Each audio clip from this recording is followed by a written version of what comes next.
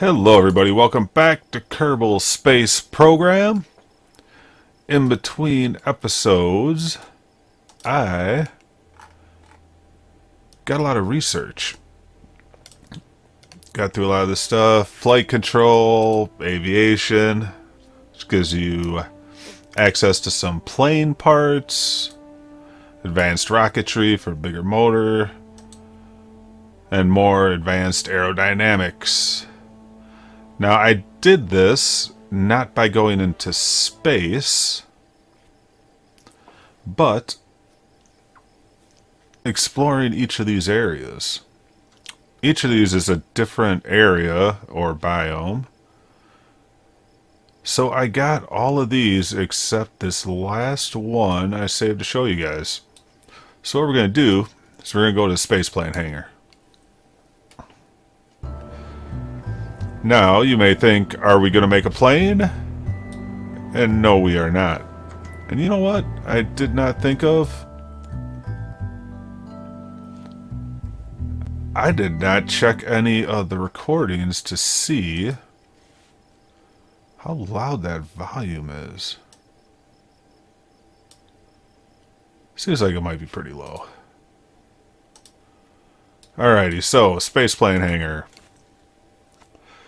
But we are not going to make a space plane. We are going to make this. Get a cockpit to this cockpit, and I can make more advanced ones now that I have, but once you get the first level of aerospace, that's how I did this. You can use any fuel tanks you want. Just make it a little longer. Okay, so we got that, and we're going to take it off, because I forgot something. In science, we got the Science Junior. Now, attached to this, we are going to attach some mystery goo containers, some thermometers, and a couple barometric pressure gauges. Okay, so that's the science we got so far. So we got that. Now, we are going to put... We could use these. You can. I'm going to use these bigger ones just to make it a little quicker. You know what? We don't even need two. One will be sufficient. Now we're going to have to put a motor on the back of this thing. So why don't we just put the Terrier. We're not using the jet engine that you get with it, this basic jet engine, because it needs an air intake. And in this design, that is difficult to do. So we got that. Now, can't just roll around on the ground, so let's get... We're going to use the steerable landing gear, and we're going to put one of those guys in the front. Right there. Okay. We're going to get two of these guys, hit X for symmetry. And we're going to put two of these guys in the back. And that is basically it.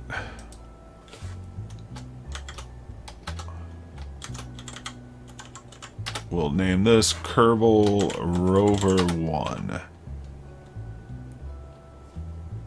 Description. Exploring a base for science. And I can't spell science.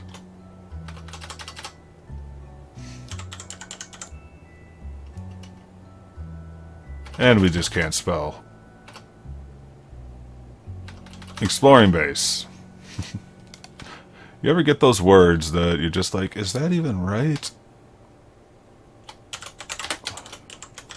It's like, it doesn't look right. Alright, so we got that. We'll save it. Oops, forgot one thing. To make it easier to control it, we are going to move our thrust limiter down. And we'll move it to 15%. And save it again. That way, at full throttle, it's only 15%. So lower throttles, it gives you more control. Okay, so let's go to launch.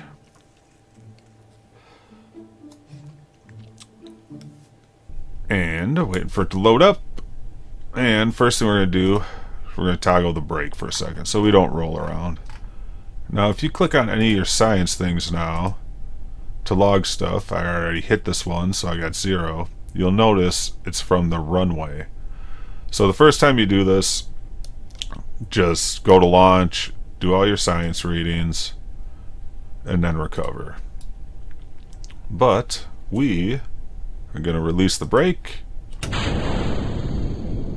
start our jet, and plus with the thrust limited so low, this fuel is going to last. And I was doing one building at a time. I like to keep it around 10 meters per second. You go any faster than that and it's going to get a little odd. Now since we have that turnable wheel in the front, we can just use A and D to steer us around. Now it is a little hard to tell, but like there's a hill here and stuff, and remember this is physics based, so you can roll this thing, and if you roll it, it's gonna pretty much blow up. So the building we're gonna go to is this guy right here. Let's throttle down, or just kill the throttle. You don't want to turn super fast. And you also don't want to be turning when you're transitioning from like the ground, like grass to paths and stuff, because you never know if there's going to be bumps there. Especially like over going out to the runway, which you won't need to do because you should have already taken that science from when you were launching spacecraft. Now I waited until I got the research for the barometric pressure, because every time you get a new science module, you'll be able to do this again to get some cheap science. Alright, so we're close, so we're going to hold B for the brake. And we're here. So we'll lock that. And we're going to take our readings, which now show we are at the VAB. It is not a ton of science, but it is enough to get us to another area in the tech tree, which will make your other stuff easier. Now I'm doing both. It's showing that I'm getting science from each of these, but at the end when you go back, some of them will say 0. And then finally we will observe the materials bay and get that, and a crew report. And then it's our time for our EVA, because we can also get an EVA report. And if who's our guy? We took Jebediah. If you take a scientist, you can actually right click on these and there'll be another to retrieve data. You can pull the data out and then reset them. Well, can we do it even without? Yeah, see how it says restoring functionality will require a scientist. So you can remove the data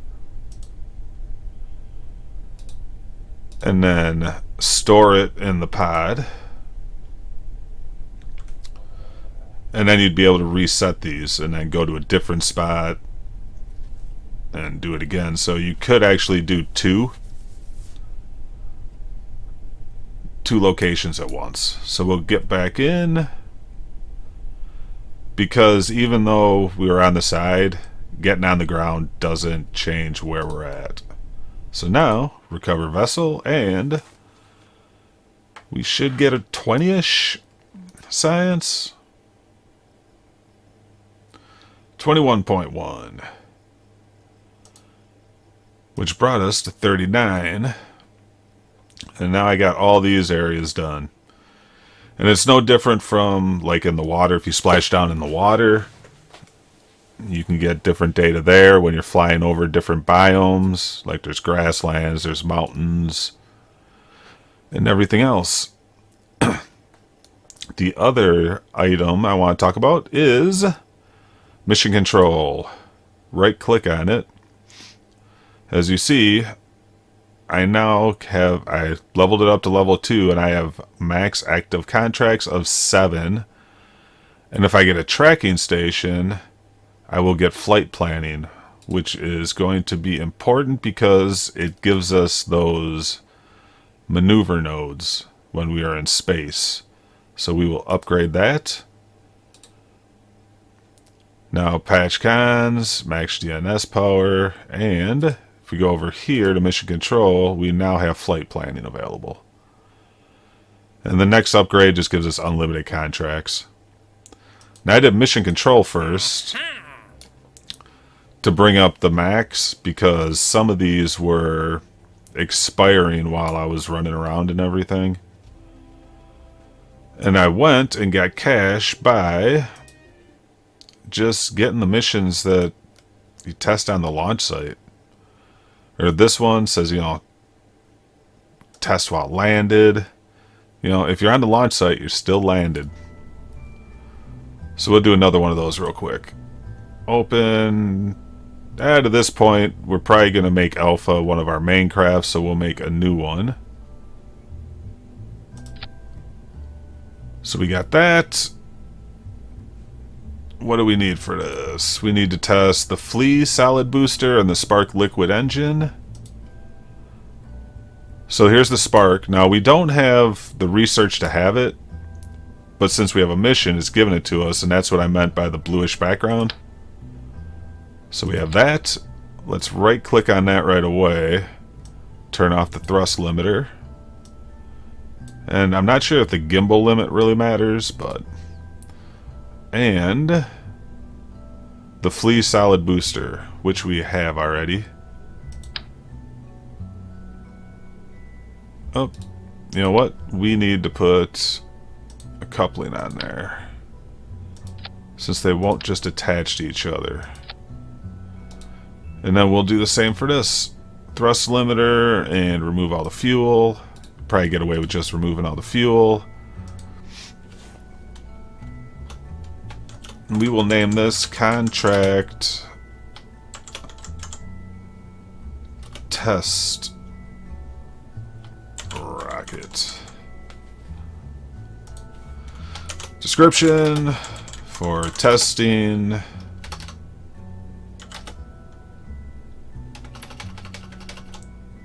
For contracts that require testing.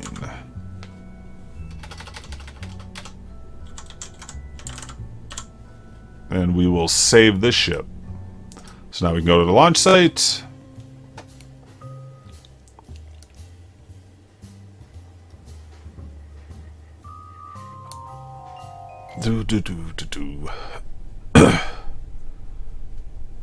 Now we don't want to decouple before, so we'll just drag these down so we test them both at the same time.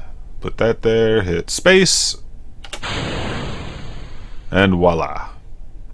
And plus, if you do decouple, there is a little jolt if something falls, gets damaged or whatnot.